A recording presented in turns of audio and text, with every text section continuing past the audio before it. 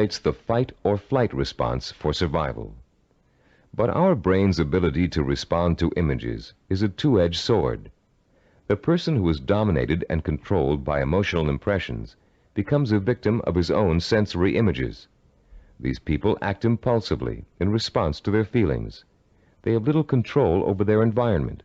They are easy prey for fear, superstition, and con artists. They are usually unhappy. On the other hand, the person who understands the power of imagery and who can deliberately harness a flood of sensory images to reinforce an intellectually formulated plan has a lifetime source of energy to apply toward positive action. This person uses emotion as fuel. Only when the imagination is harnessed and focused on the benefits and rewards of a specific goal can we light the fires of self-motivation and develop the kind of self-discipline that will help us achieve that goal. Dr. Pribram made a second significant discovery in his research into the brain and human behavior. He found that all of our actions are governed and driven by what he calls an image of achievement. That image of achievement is actually a mental blueprint for reaching a goal. It is made up of images rich in sight, sound, touch, taste, and smell. And in the mind of a highly self-disciplined achiever, it serves as the source of emotional fuel that drives him to work long and hard to reach his goal. Wimbledon tennis champion Stan Smith reported that once he realized that he could compete with some of the world's best tennis players, he established a vision of himself becoming the #1 tennis player in the world. He imagined winning the Wimbledon title years before he actually achieved it. He saw himself receiving the trophy, dancing at the winner's ball. He felt the worldwide acclaim that would accompany his success. He used that vision as an emotional well from which to draw the necessary strength, persistence, and perseverance to spend thousands of hours in practice and competition, developing the skills and experience that would eventually see him to the realization of his dream. Have you ever heard someone say, "I wanted it so bad I could taste it"? That's the kind of stimulus that motivates the self-disciplined achiever. Not only can the achiever taste victory, he can see, smell, hear, and feel it too. After years of research, we now know that such deep, sensory-rich images are the actual language of the brain. Although it is actually far more complex, the brain can be compared to a computer. Computers, also referred to as hardware, can do nothing by themselves.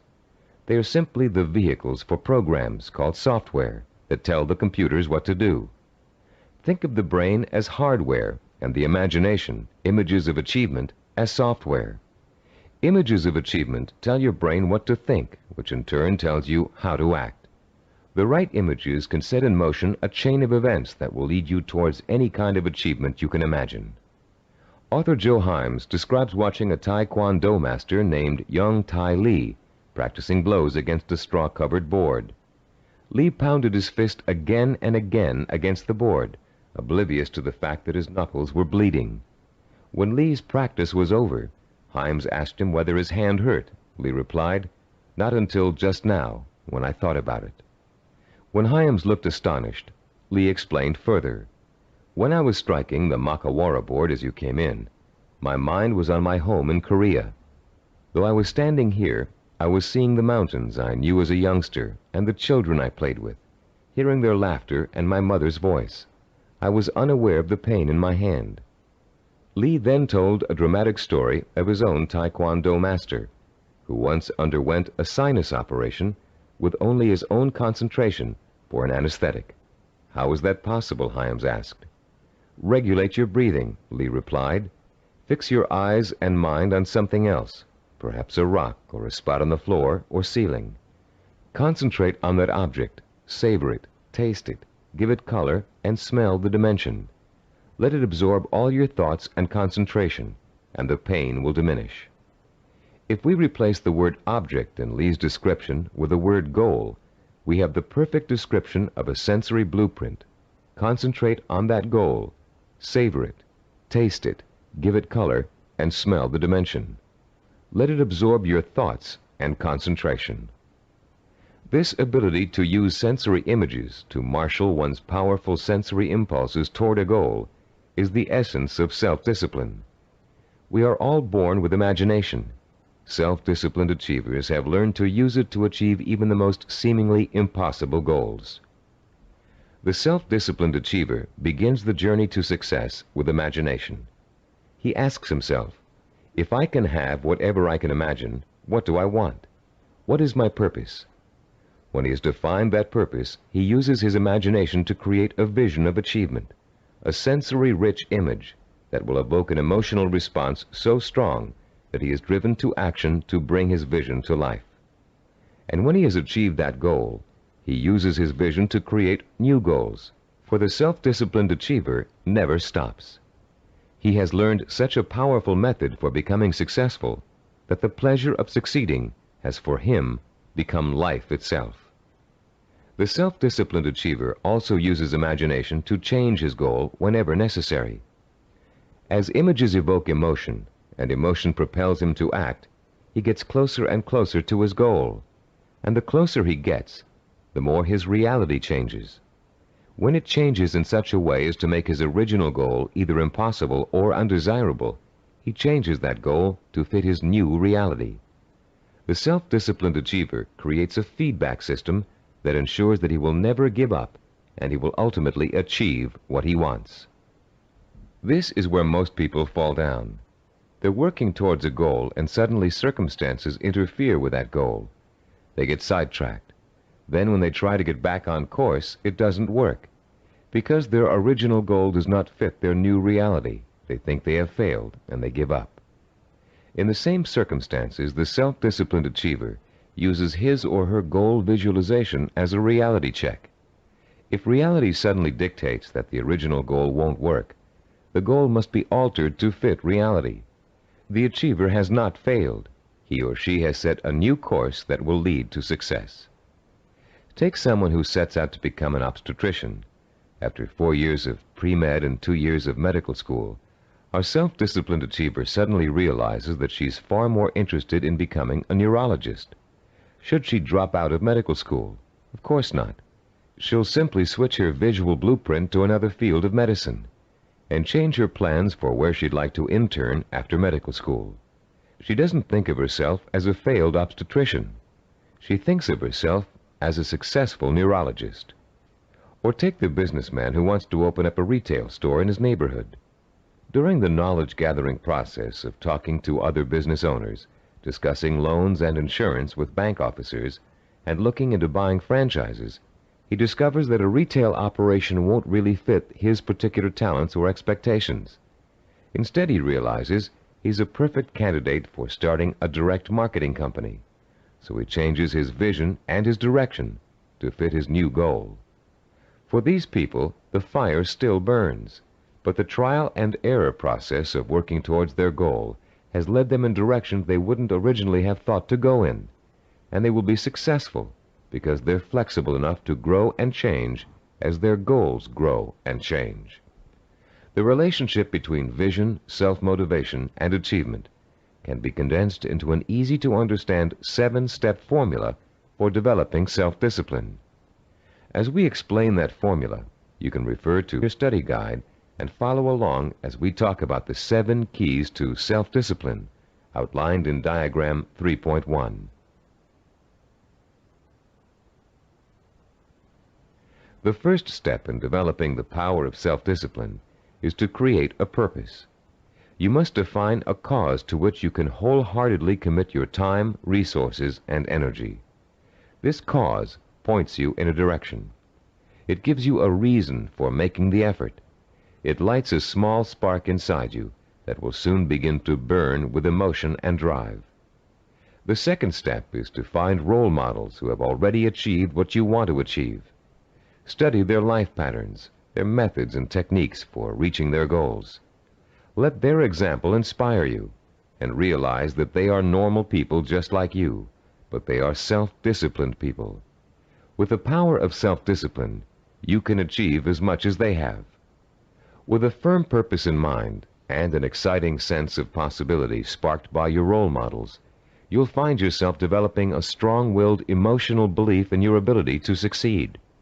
The first small spark of hope is turning into a glowing ember of possibility. In the third step, you'll translate your feeling of possibility into a sensory-rich vision of success. At this point, with a vision rich in touch, taste, sight, smell, and sound in front of you, you'll make the leap from the possible, "I think I can do it," to the heartfelt, "I know I can do it." Your vision and your belief will fan the embers of conviction until they burst into a flame of emotion that incites you to action. This all-encompassing flame of emotion is the fourth step of the formula. It is what gives you the energy, the creative power, and the desire to single-mindedly see your vision through to its successful completion. Motion is the root word for emotion. The original meaning of the word emotion is, in fact, a moving, a stirring, an agitation, which is precisely what happens when belief in your goal catches fire. The fifth step in our formula is planning, the first bit of action inspired by your emotion. Through effective planning, you can identify and map out the steps you need to take in order to make your vision a reality. You'll figure out exactly what you need to do to accomplish your goal and how long it will take. And turning your vision into a concrete goal will further fuel the fires of emotion and action. Once your vision has become a plan, you must acquire the knowledge and skills necessary to implement that plan.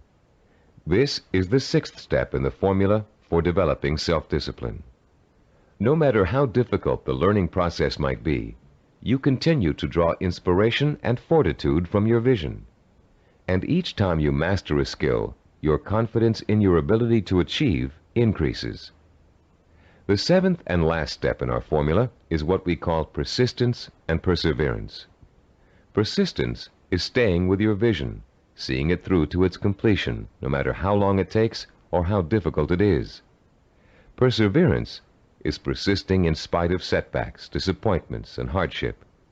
Once you begin acting to achieve your goal, your drive to sustain the forward motion, to persist and persevere, is constantly fueled by the strength of your initial vision. And as you get nearer and nearer to accomplishment, the vision becomes more and more real.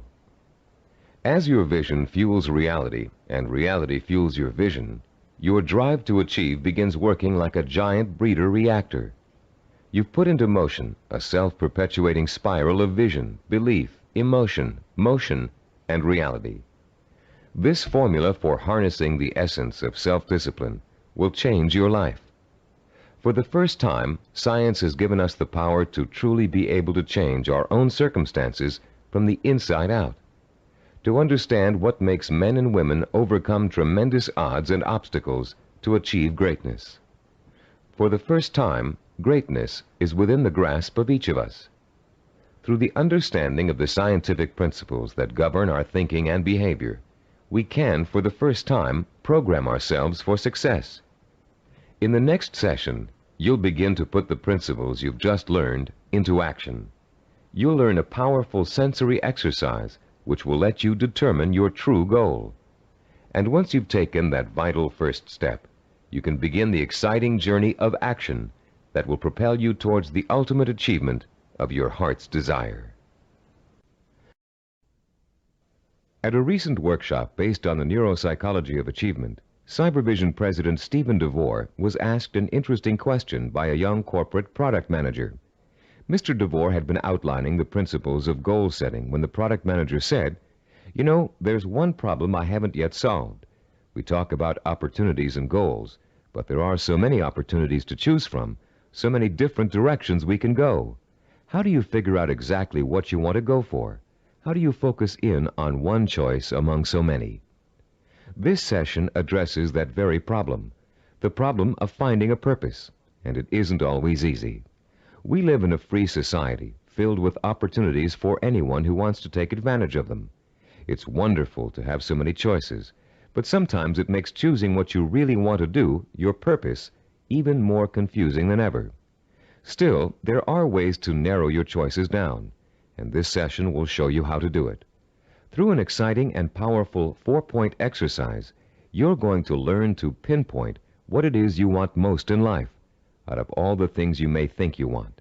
It will take some effort, some soul-searching, some creative thinking, and the outcome may surprise you.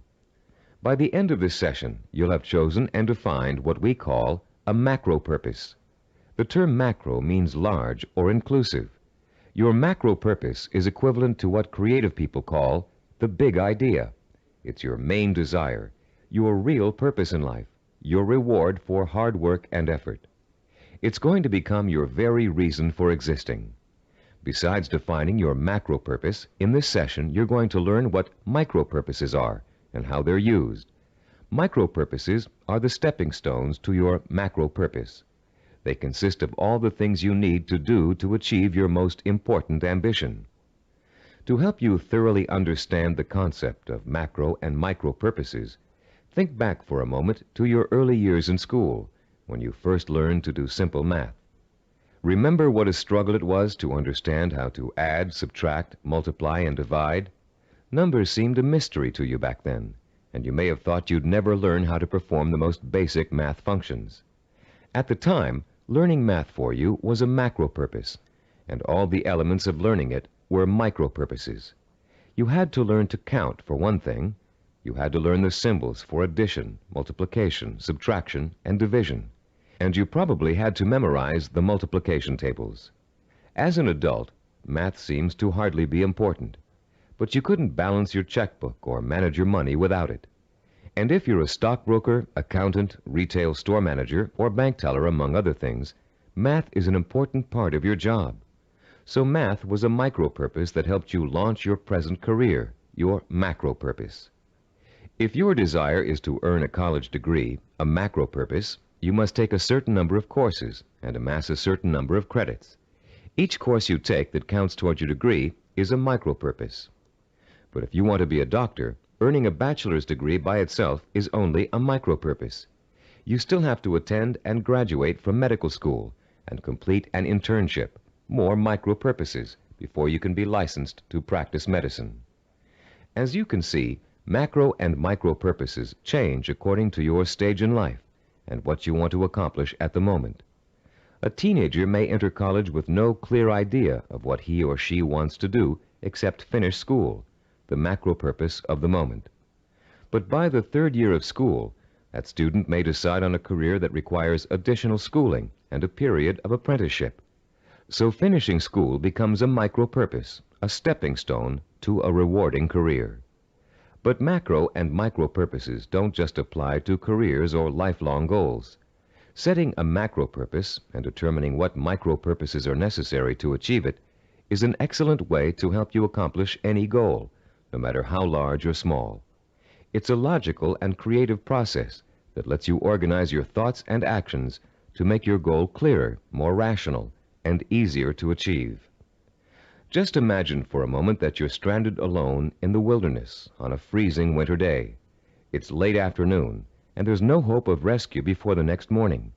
Somehow, you have to figure out a way to survive the bitter cold night, your macro purpose. Your micro purpose is keeping warm, and right off the bat you can think of 3 ways to do this. The first is to put on some more warm clothes, but you don't have any, so that choice is out. The second is to find shelter, but there's none in sight, and you don't have the time or the tools to build anything before nightfall.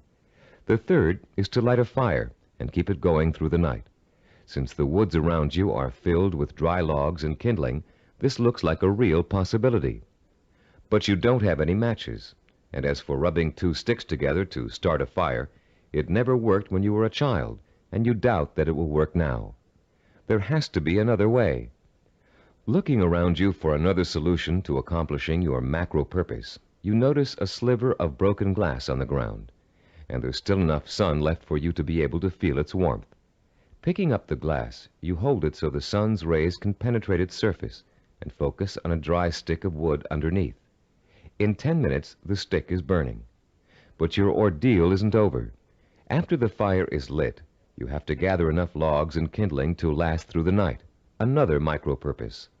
And then you have to force yourself to stay awake all or most of the night to make sure the fire doesn't go out. In the course of this harrowing experience, you've chosen a macro purpose, staying alive, and defined all the micro purposes that went into it. And if you succeeded in accomplishing all of the micro-purposes, you also achieved your macro-purpose. You survived. Defining your life's purpose and the steps you must take to achieve it may not be a life and death matter, but the principle works the same way.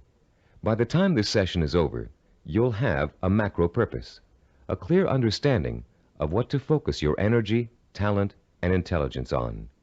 And you'll be able to light your own inner fire and feed it with a life-enriching, emotionally compelling purpose. And purpose, as we've noted, is the starting point from which self-discipline and achievement spring. Your first step in determining your macro-purpose involves something everybody loves to do: play. You've already learned how important enjoying work is to the highly self-disciplined. To these achievers, work and pleasure are synonymous. Now you're going to get a taste of how easily this can happen. For the next few minutes, I'm going to ask you to work and play as you engage in a process called limitless wishing. Start by closing your eyes and relaxing. Imagine that you're on a beautiful, deserted beach, walking barefoot in the sand. A soft breeze is keeping you cool, and you're enjoying the sound of the waves splashing rhythmically against the shore. As you stroll along the water's edge, you see an object in the near distance that's half buried in the wet sand. The waves splash over its surface, then recede, leaving it exposed to your curious eyes. You wonder what it is, and you start to walk a little faster so you can reach it before it's engulfed by the next wave. In a couple of minutes, you're standing over it, still not sure what it is. It's metal, somewhat round, and looks like an old lamp. You dig your fingers into the wet sand and pull it out. There's an inscription on the side of the object, but you can't read it clearly. You begin to rub some of the sand away from the oddly shaped letters. Suddenly, the lamp begins hissing, and it releases a cloud of what looks like steam or gas. Frightened, you drop it, but you continue to watch what the lamp is doing out of curiosity. Slowly, before your very eyes, the cloud begins to assume human shape, and soon you're looking up at the largest person you've ever seen. When it speaks, its voice is rich and kind, and its message is amazing. The genie thanks you for releasing him from hundreds of years of captivity inside the lamp, and according to the hospitality of his people, he offers you a reward for helping him. You have only to name 5 wishes, he says, and they will be granted. You can ask for anything, he tells you, as long as it is specific and humanly possible to achieve. At first, you refuse his offer, but as he continues urging you to accept, you begin to realize that no, you aren't dreaming, and yes, you really can have your 5 wishes. The possibilities start dancing before your eyes. Think long and hard about it. What are the things that will turn your life around and make you truly happy? What is it you secretly wish for, day in and day out, every day of your life? Take your time in deciding. This is too important for you to rush over. You may change your mind about your first choices after you've thought about it some more. When you do make your final selections, write each one down in the space provided on page 18 in your study guide. Start each wish with the term "I want" and write it in clear, specific language in the present tense. Turn your tape off now and decide what you will wish for.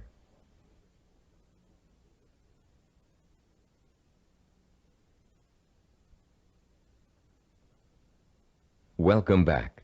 You now have in front of you a list of 5 wishes that your mind and heart told you are the most important things in life to you. Now, with a little imagination, you're going to create a scenario in which each of these wishes is fulfilled. This second step of our 4-part process is called wishful imagining. Close your eyes again and picture, in as much detail as possible, that your first wish has come true. If you wished for a great deal of money, imagine how your life has changed now that you've gotten it. Imagine the kind of house you're living in, the kind of car you're driving, the kind of clothes you're wearing, and what you're eating for breakfast and dinner.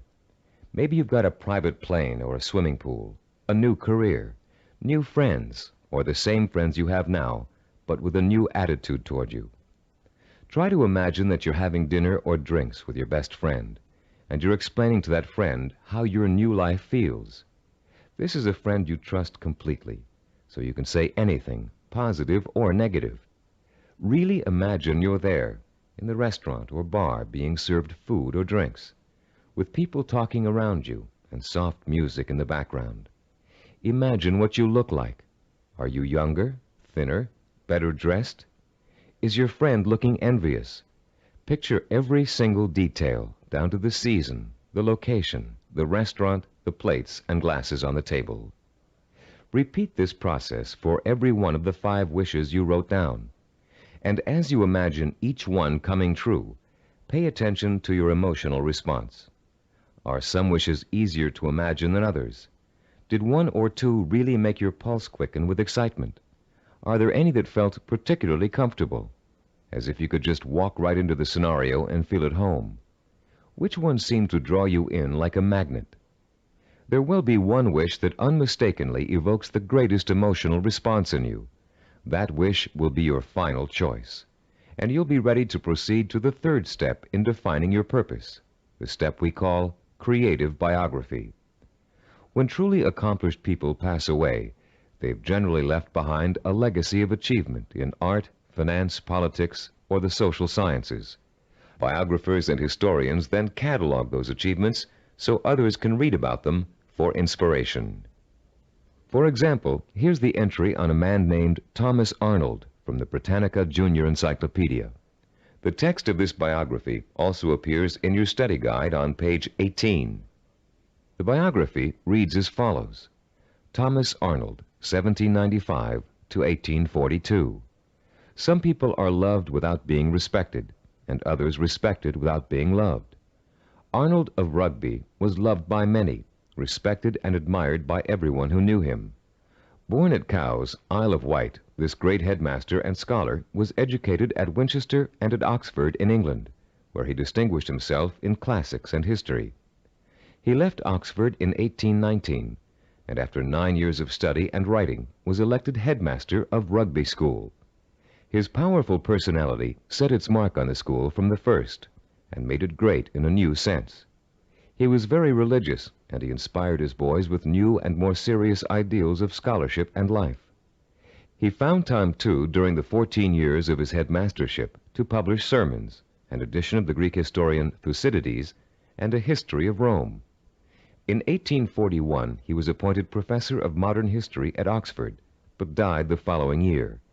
He was buried in Rugby Chapel, and his son Matthew wrote a beautiful elegy about him on that occasion. Arnold was too forthright to be tactful in his dealings with boys or indeed with grown-ups, but he always won their respect, and often their love, by his high-minded attitude toward life and its responsibilities. This entry can only summarize the lifelong accomplishments of a beloved teacher and respected scholar. But listening to it, you can get a good idea of the purpose which must have guided Thomas Arnold. Here was a man who valued learning, scholarship, teaching, and personal integrity above all else. What do you value above all else? What would you like to be remembered for? Relax and close your eyes again. Now imagine that you hold in your hands an encyclopedia published in the year 2100.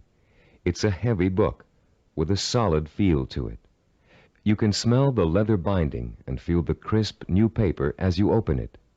Find the section that begins with the first letter of your last name. Then turn the pages slowly as you search for the entry that gives you the details of your life. There it is, suddenly, clear as a bell. Your heart beats just a little bit faster as you see your name in bold-faced type. Now you're burning with curiosity. Did they include the most important things about you? Are your most cherished accomplishments in there? Did they understand the purpose behind the things you did? You begin to read the entry to find out. Yes, it's all there. Your birth date and hometown, the schools you went to, where you lived. And then the words that describe your highest achievements, your contributions to society. Savor the words as you read them. Let them form a clear picture in your mind of the kind of person you were and what your purpose in life was. When you've finished reading your own biography, turn off the tape, and write down what you just read in the space provided on page 19 of your study guide. Don't leave out a single detail. Make sure you paint a vivid picture of the self-disciplined achiever who worked so long and hard in pursuit of a single purpose that he or she ended up deserving an entry in such a distinguished publication. When you've finished writing your own biography, please turn the tape player back on.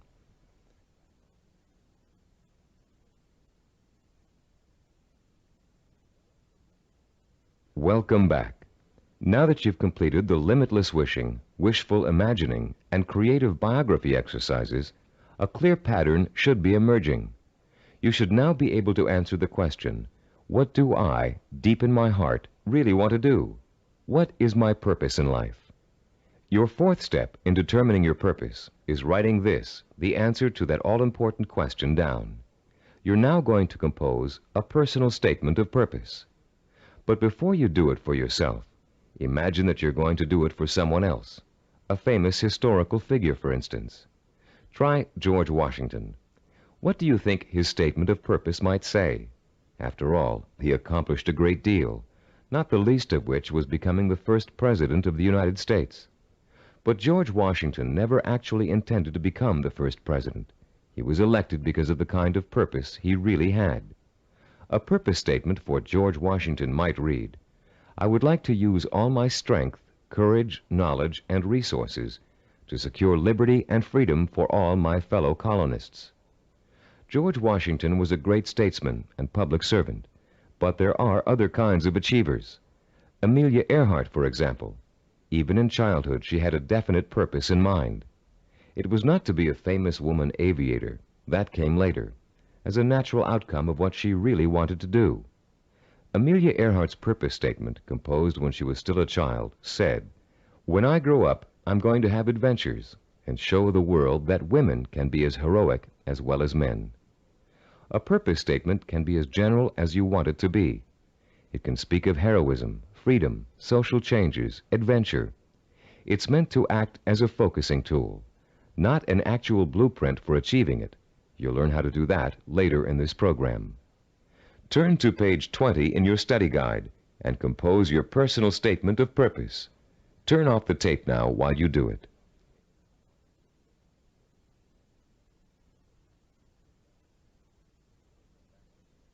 Welcome back again. You've come a long way in this session.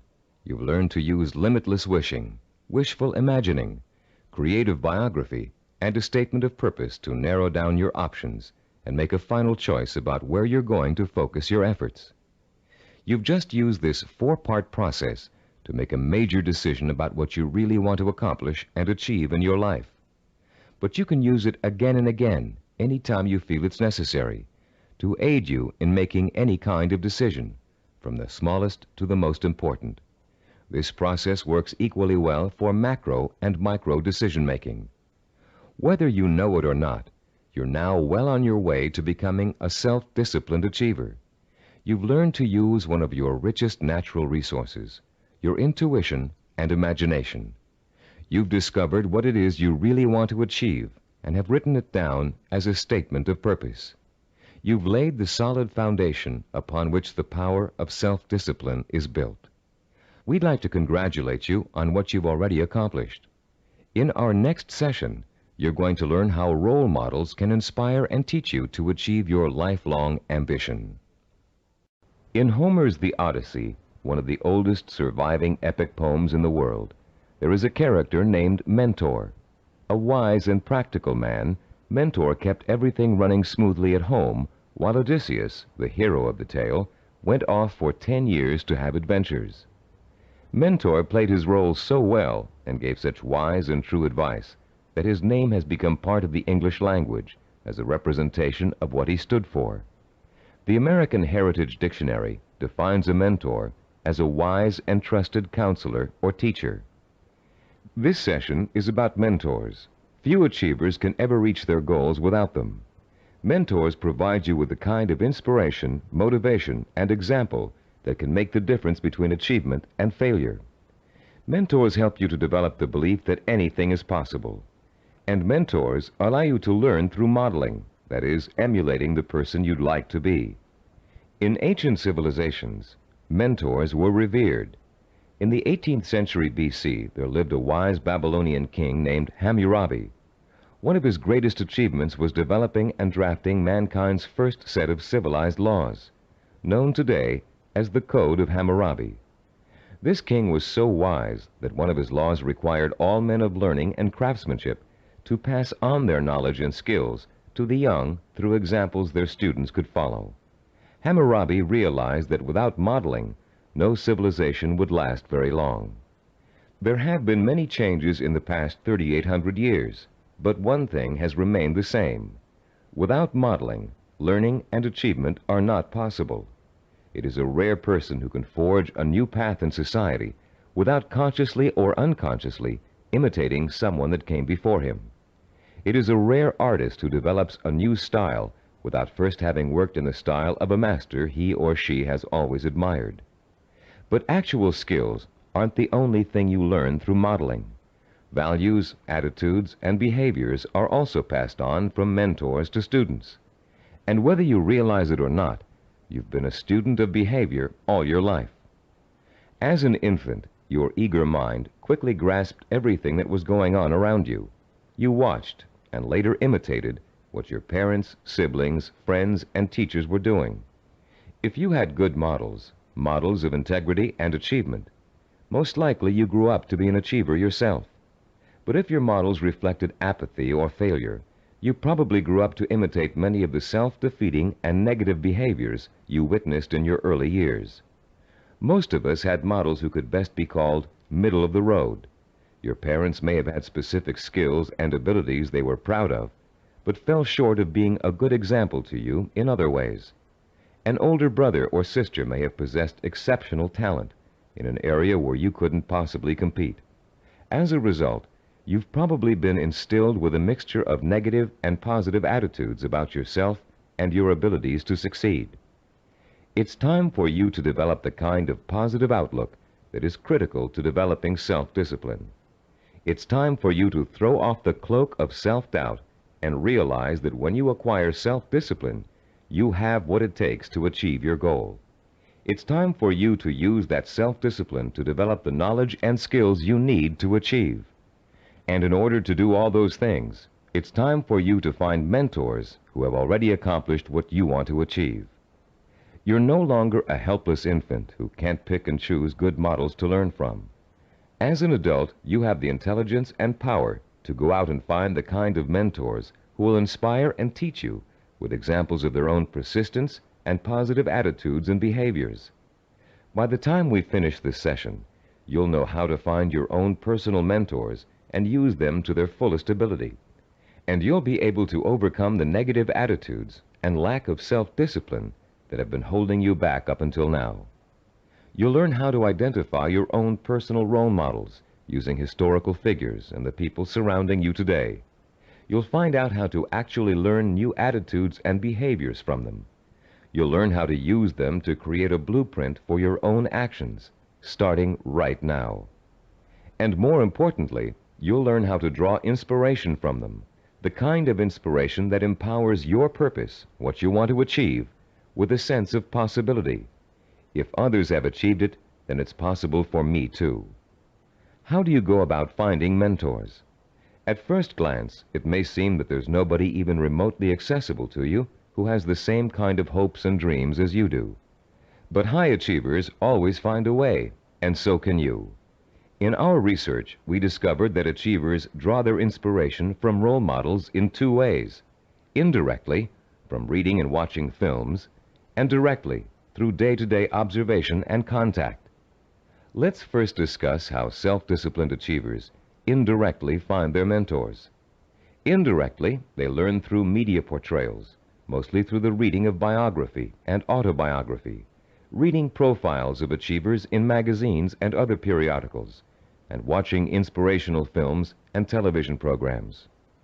You may not be able to meet and talk to George Washington, Charles Lindbergh, Margaret Mead, or Agatha Christie, but each one of them has left behind a legacy of accomplishments that have been covered extensively in print and film.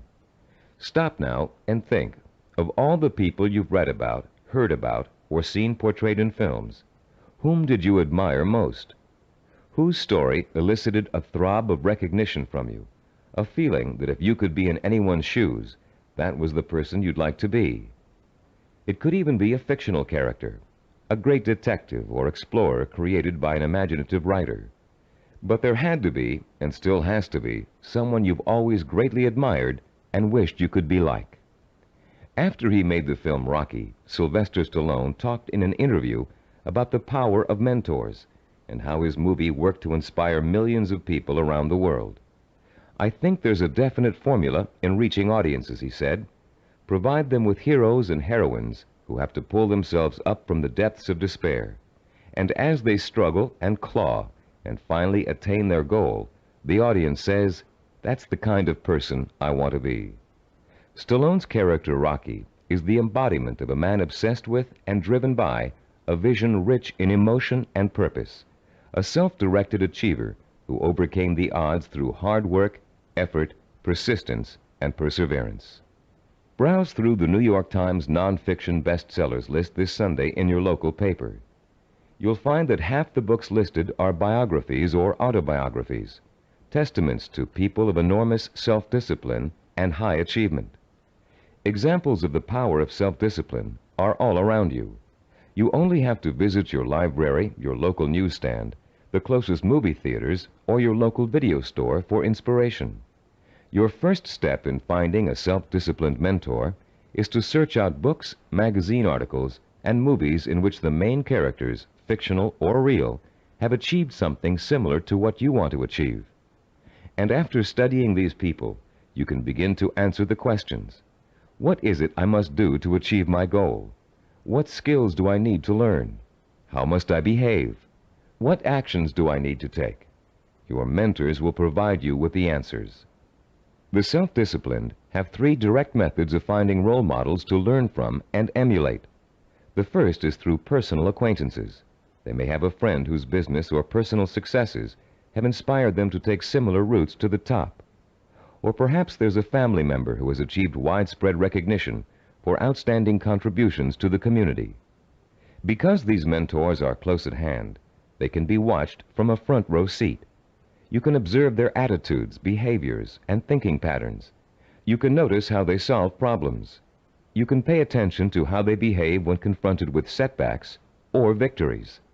You can watch these mentors grapple with the issues of everyday life and the larger issue of achievement in a chosen area.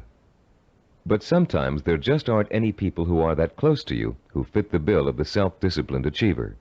You must find other methods of seeking out real-life mentors. The second way self-disciplined people directly find mentors is through what is commonly known as networking. Networking consists of building relationships with the people who can introduce and expose you to positive role models. Networking is not to be confused with social climbing. The primary motivation of the networker is to learn as much as he can from as many successful people as he possibly can. The main benefit from networking is the quality of the contacts you can establish. Contacts that will create greater opportunities and put you in the mainstream of successful, self-disciplined role models. The third source of finding models directly is apprenticeship, learning directly from a master mentor. The concept of apprenticeship may seem old-fashioned in a world of computer-assisted learning and mass public education, but most of the high achievers we studied apprenticed themselves in some fashion to a mentor who could pass on his or her skills through intentional, personalized learning. Apprenticeship is extraordinarily common in the arts, trade crafts, business, medicine, law, politics, teaching, and sports. Leaf through any encyclopedia and notice how many of the achievers profiled learned their skills under the tutelage of a master mentor. Some people are obvious masters of their craft and easy to pick as mentors, but sometimes it isn't so obvious, especially when it comes to business or professional achievers. How can you choose among several possible candidates? How can you pick the person who is most likely to provide you with the inspiration and example you need? In Session 2, you used an assessment form to compare your own behaviors, habits, and thought patterns against the 10 positive characteristics of the self-disciplined achiever.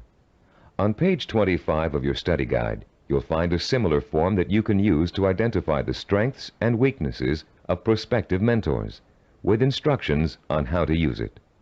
Put this form to work for you as you seek out that special person who can help you achieve your most cherished dreams and goals. When choosing a mentor of any kind, pay particular attention to how he or she developed the knowledge, skills, and abilities it took to reach his or her goal. Was there special schooling involved, particular reading materials, an apprenticeship with a mentor of his or her own, carefully sought-out teachers? How many hours did your mentor work every day toward achieving his or her goal? Also, pay close attention to your mentor's way of thinking. Be sure to choose someone who handles stress and pressure well, someone who responds to difficult problems by coming up with creative solutions, someone who loves what they do but still finds time for important personal relationships. The highest achievers work hard but are not workaholics. They still find time to enjoy their friends and families. Look for a mentor who has learned not to waste time and who has mastered the art of juggling a heavy schedule while staying calm and in full control. This will be an important trait for you to imitate, and find someone who neither capitulates to everyone around him, nor is so arrogant he won't listen to the opinions of others. You'll want to learn how to listen well, and then make your own decisions. In looking for all these traits, remember that your mentor is still going to be human and have faults. This is one of the most important things you can learn about your role model. In spite of great success, wealth, and the admiration of friends, family, and the community, he or she makes mistakes just like you. Rather than being disappointed in your mentor, you should rejoice over his or her human failings, because those failings mean that anyone can succeed just as they did. If it was possible for an imperfect person with one all-important goal in life to make that goal come true, you can do it as well. At Cybervision Systems, we've developed a number of sports training videocassettes that use a new and revolutionary learning technique. These videocassettes feature some of the world's greatest athletes, highly self-disciplined achievers who have won world championships and Olympic gold medals. And in the casual conversations we've had while working with these athletic stars, each one has revealed that he or she had a mentor whose skills, attitudes, and behavior served as an example of how to achieve. One of the things that struck us during these conversations was the fact that most top athletes were just as intimidated as you and I might be the first time they met their role model heroes, for lack of a better word.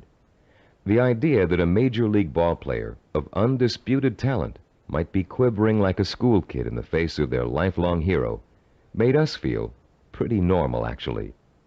I think we all feel a sort of psychological barrier when it comes to measuring ourselves against our role models. But as the athletes we talked to discovered, that barrier can be overcome quickly and easily. Each of them described the eventual realization that came from playing on a team with a personal hero or from riding the same pro circuit. The realization? As Olympic gold medal skier Jean-Claude Killy put it, everybody puts his pants on, one leg at a time. What each of them realized was that they too could easily perform like the role model they idolized. The idols, viewed close up, turned out to be as ordinary as the worshippers. They realized how great an opportunity they had to learn from their hero. Discovering that their idols were human and fallible, they began to believe deep within their hearts that they could equal or even surpass their idols' accomplishments. Though the role models you choose have developed tremendous strengths that have made them successful, they also have many weaknesses. Renowned fiction writer Ray Bradbury, for example, who was first published when he was in his teens, will never win the Monaco Grand Prix, or even a race to the local supermarket. Why? Because he never learned to drive a car, a skill most of us acquired long ago without thinking about it twice.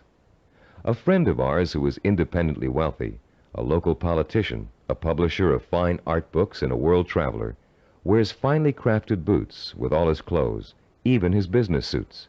Is it part of his personal style? Yes, but his close friends know his secret. He never mastered the bow knot. This much-admired man literally cannot tie his shoes. Recognizing how human and fallible your mentor really is, demystifying your role model, plays an important role in boosting your confidence in your own ability to succeed.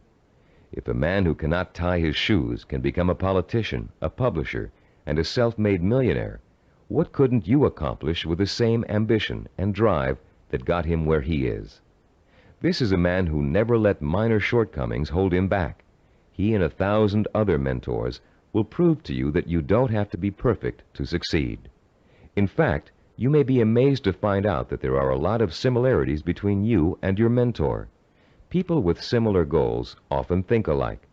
The only substantial difference, then, between you and your mentor is the kind of self-disciplined effort he or she has applied to achieving a goal. If you apply the same kind of effort, you can be just as successful in achieving your goal. As a matter of fact, you can try on success for size by emulating your mentor's achievements while you're working toward a similar goal. Remember childhood dress-up games. Playing pirate with a tinfoil sword and your mother's scarf wrapped around your forehead. Role-playing doesn't work only for children. It can give anyone who's striving to reach a particular goal a template to follow for achieving that goal. Hunter Thompson, who broke new ground in journalism in the 1970s with his gonzo style, picked up much of his technique by imitating one of the greatest writers in the English language, Charles Dickens. Thompson literally sat down and physically copied Dickens by hand, letting his mind and his muscles get used to Dickens' rhythm and style. Hour after hour, he copied Dickens' prose, word for word. And Thompson went on to become a successful and popular contemporary writer. The great 19th century psychologist and philosopher William James contended that if you want to acquire a positive habit or behavior, simply act as if you already have it, and you will.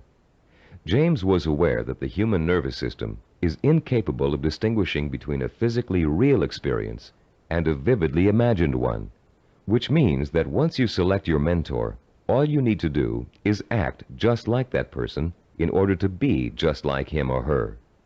Remember General Patton? He acted just like Alexander the Great, and he won battle after battle against the Axis. What about Babe Ruth? He imitated Shoeless Joe Jackson and went on to achieve much greater fame than his role model. Or perhaps you've heard of a fictional character named Bunker Bean. Bunker Bean was a timid, weak boy, raised by his parents to think he would always be a failure, and he was. He failed in school, he failed with his friends, he failed in everything he attempted, until one day Bunker Bean ran into a fortune teller who told him he was the reincarnation of Napoleon and was destined to achieve great things. Bunker Bean was shocked out of his usual apathy by this revelation. Going to the library, he took out every book he could find on the legendary Napoleon Bonaparte. He bought posters of Napoleon and hung them up all over his room. And as he studied about the emperor, whom he really believed was his former self, he began to imitate Napoleon's habits, attitudes, and behaviors. Years later, Bunker Bean was a rich and powerful man. He had everything anyone could have asked for. Running into the fortune teller one day, he thanked her for changing his life by telling him about his former self. And to his astonishment, she laughed and told him she had lied to him years before, just to get his money. He wasn't the reincarnation of Napoleon after all. Bunker Bean was crushed. But since he had spent the many years acting like his role model, he found he couldn't shake the habits of success he had acquired. It was then that Bunker Bean realized that everyone is born with the potential to be a great achiever, if they can only believe they are. You don't need a fortune teller to set you on the road to greatness. You do need to find a mentor, study that mentor, realize his or her strengths and weaknesses, and start imitating the behavior that made your mentor the success he or she is today. If you were an actor preparing for a starring role, you'd spend months studying the script, learning your lines and rehearsing your part over and over again until you knew it inside out. Only then would you have the knowledge, skills, and confidence to make a glorious debut. If, as Shakespeare said, all the world's a stage, then finding a mentor is your way of choosing your own starring role. For a while, as you closely observe your mentor and learn the script, you'll be just an understudy. But then, one day, The stage will be yours. Acting as if has remarkable suggestive power. In a book called The Wind Walker, which was made into a powerful film, an aged blind Indian spends his days teaching the ways of warriors. Sitting late at night, reflecting on the day's lesson and the children's reactions to it, he recites a poem to the heavens, part of which goes, "And did you not see the glow of their faces when he called them men, when he called them warriors? And is it not so that we become most quickly the persons we think we are?" And later, this passage appears. He was making the children feel important, that one day they could be important. That was the way of a teacher, of a true man. Once you select your role models and learn about them and from them, you, like the young Indian children, should feel important, so that one day you will be important. This power of importance you draw from role models is really the power of possibility. Once you learn about your role models, their strengths and weaknesses, they become real and human to you. You stop worshiping them and begin to believe that you can become like them, or even surpass them. Once you make this realization, then your purpose becomes more real, more possible, and the fires of desire, fanned by the sense of possibility, begin to burn deep within your heart. And then, and only then, can you successfully begin the process of working persistently and progressively toward your vision and purpose. We're now reaching the heart of the action section of this program. In this session, you're going to learn how to transform your purpose into sensory-rich, emotion-provoking images of achievement. But before we do, let's quickly review the kinds of actions you've taken so far to begin your journey to achievement.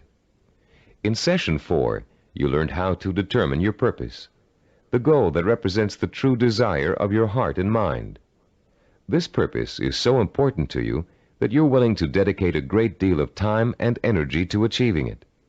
It gives you a reason for living, and a reason for becoming the kind of self-disciplined achiever who can make it happen. In Session 5, you learned how to identify models of achievement, people who have already attained goals similar to yours. You learned how to turn those models into personal mentors, people who can inspire and teach you to achieve in much the same way they did. You found out how to isolate and identify their talents and habits. You also learned to use your mentors to create a strong sense of possibility, a feeling that if they could do it, so can you. With a clearly defined purpose and a strong feeling of "it's possible for me," you have already broken through the chains of failure that shackle and bind more than 90% of mankind. Most people don't have a purpose. They don't think that they're capable of achieving anything worthwhile. Now you're ready to take another giant step on the road to achievement. In this session, you're going to learn just how to translate your purpose into an emotion-provoking vision.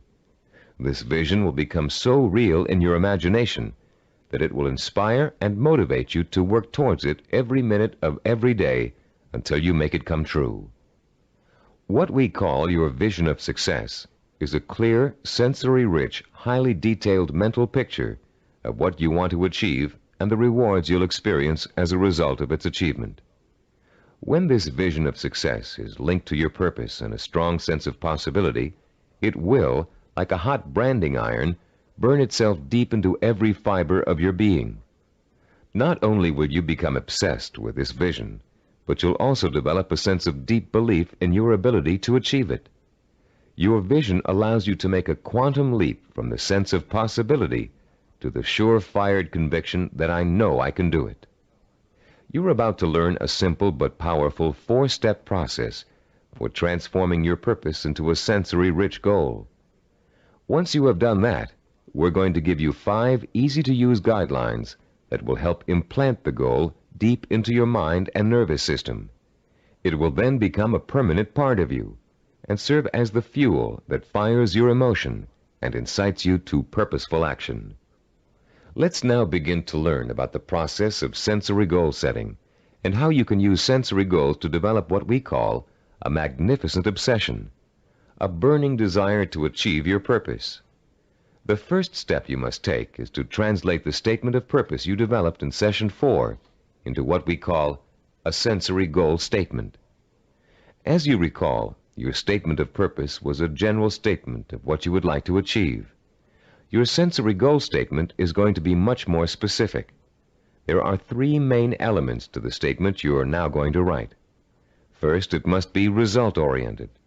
It must focus primarily on what you want to get out of your achievement. Second, your sensory goal statement must be time-specific. You must determine a point in time when your goal will be achieved. And third, it must be measurable.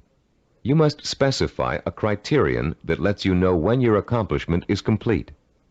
If you want to become a doctor, for example, your criterion might be finishing your internship and setting up your own practice. If you want to start your own business, your criterion of success might be the day you move into your own offices or hire your first employee. Having a measurable goal gives you the motivation to work towards a specific end.